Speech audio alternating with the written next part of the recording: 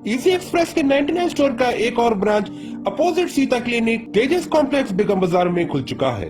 Franchise और दीगर तफसीलात के लिए स्क्रीन पर दिए गए नंबर्स पर राब्ता पैदा करें। अस्सलाम वालेकुम नाज़रीन, आइए नज़र डालते हैं देश और दुनिया के खबरनामे पर। आज का हमारा स्पेशल खबरनामा है किसान आंदोलन यानी किसान चक्का जाम को लेकर। उसके बाद फिर देखिए दूसरी खबरें।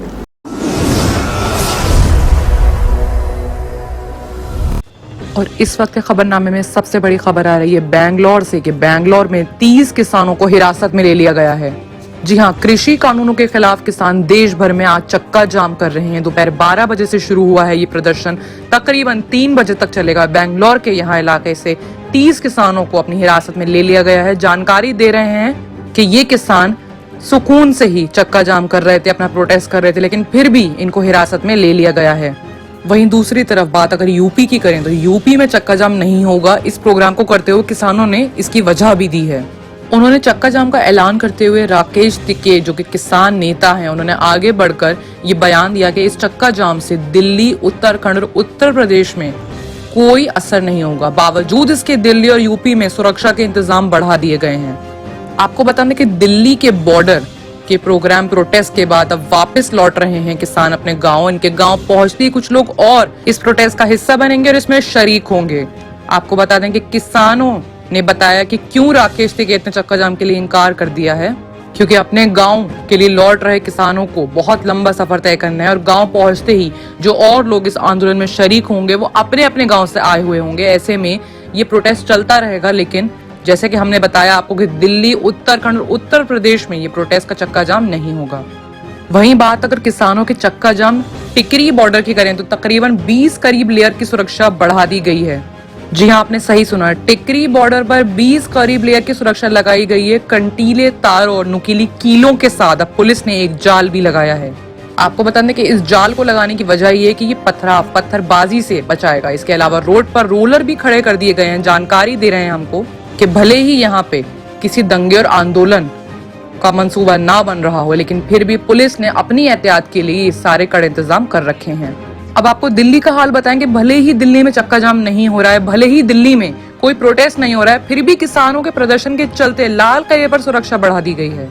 जी हाँ, 26 जनवरी की उस घटना के बाद तो आप सभी को पता होगा कि सुरक्षा क्यों बढ़ा दी गई है, लेकिन आज चक्का जाम के इस खेल में गांव में पुलिस का जबरदस्त पहरा है। आपको बता दें कि बाहर और अंदर पुलिस का अच्छा खासा इंतजाम है। हालांकि जब किसानों से पूछा गया कि वो दिल्ली में चक्का जाम करने का कोई इरादा रखते हैं या कोई ऐसा इरादा बन रहा है कि दिल्ली में प्रोटेस्ट हो, तो किसानों ने साफ मना कर दिया। वहीं अगर किसानों को मुद्दा हटा के अब बात करें दूसरी खबर की, तो जेपी नड्डा ने वेस्ट बंगाल से ये ऐलान करा है कि वो बीजेपी से आज अपनी परिवर्तन यात्रा की शुरुआत करेंगे। इससे पहले जेपी नड्डा ने मालदा में भी एक जनसभा में रैली निकाली थी। आपको बता दें कि इस रोड शो में बहुत भारी भीड़ नजर आ रही है। जेपी नड्डा हाथ हिलाकर लोगों को शुक्रिया अदा कर रहे हैं। जेपी नड्डा ने अपने बयान में कहा कि 10 जनवरी को कृषि सहयोग और सुरक्षा अभियान शुरुआत मैंने की थी। हमने कहा था कि लगभग 40,000 गाँव में हमारे प्रोग्राम होंगे। मुझे खुशी है कि आज 35 लाख किसान इस सुरक्षा अभियान से जुड़ गए हैं। आखिर में जेपी नड्डा ने यह भी कहा कि 200 से ज्यादा सीटें इस बार बीजेपी जीतेगी। वहीं अगली बड़ी खबर आ रही है रतन टाटा की तरफ से। जी हाँ, रतन टाटा को भारत रत्न देने की मांग उठी थी, लेकिन रतन टाटा ने उस मांग को खारिज कर दिया। जी हाँ, सोशल मीडिया ने एक कैंपेन चलाया था जिसमें उसने रतन टाटा को भारत रत्न देने की ये मांग करी थी। इसे लेकर ट्वीट किया रतन टाटा ने। उन्होंने कहा कि मैं लोगों की भावनाओं को समझता हूं, लेकिन ऐसे कैंपेन को बंद कर दिया जाना चाहिए। बता दें कि ट्विटर पर एक तबका टाटा को भारत रत्न देने की मांग पहले से कर रहा है। ऐसे में रतन टाटा ने कहा कि सोशल मीडिया पर लोगों को एक तबके द्वारा अवार्ड लेकर व्यक्त की गई भावनाओं की मैं सराहना करता हूं, लेकिन मैं बेहद नम्रता के साथ अपील करता हूं कि ऐसे अभियान को बंद कर देना चाहिए। मैं भारतीय होने और भारत की उन्नति में योगदान कर पाने के लिए खुद को खुशनसीब समझता हूं।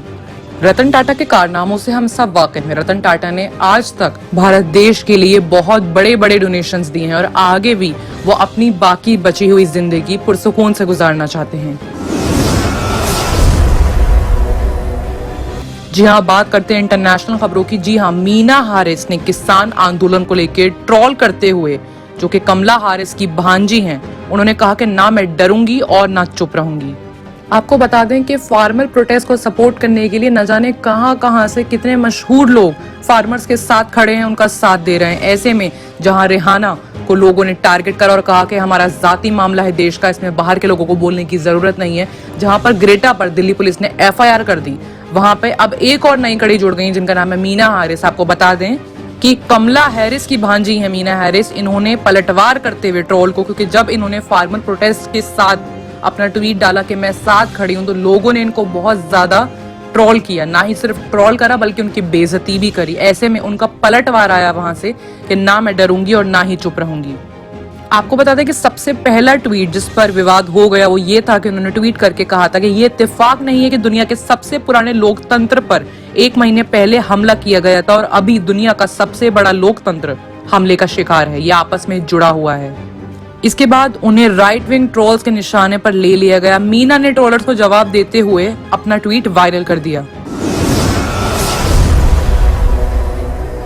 दूसरी बड़ी खबर आ रही है पाकिस्तान के बलोचिस्तान में बम धमाके में 16 लोग घायल हो गए हैं। जी आपको बता दें कि सिब्बी शहर के लूनी चौक पर ये धमाका हुआ है, जहां पर सिब्बी थानाधिकारी जो थाने में बैठते हैं वजीर खान, उन्होंने कहा कि बाइक सवार कुछ हमलावर आए और बम फेंक के वहां से चले गए। इस मामले में 16 लोग घायल हो चुके हैं, जिनमें 2 नाबालिग थे। उन्होंने कहा है कि सभी घायलों को अस्पताल में भर्ती कराया गया है।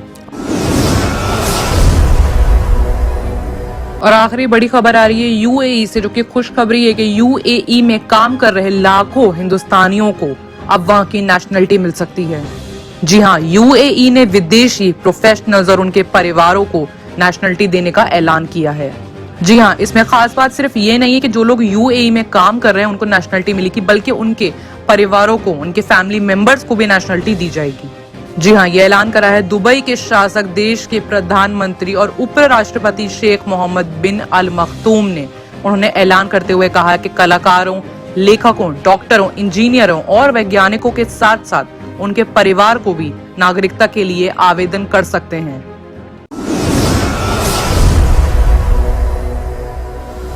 मोटापे का वाहिद इलाज बगैर किसी दवा और एक्सरसाइज के 1 घंटे में 500 ग्राम से लेकर 1 किलो तक वजन कम किया जाएगा। नई टेक्नोलॉजी के जरिए ट्रीटमेंट किया जा रहा है SPS slimming and beauty clinic में। इस इलाज से आपको किसी भी तरह के साइड इफेक्ट्स भी नहीं होंगे।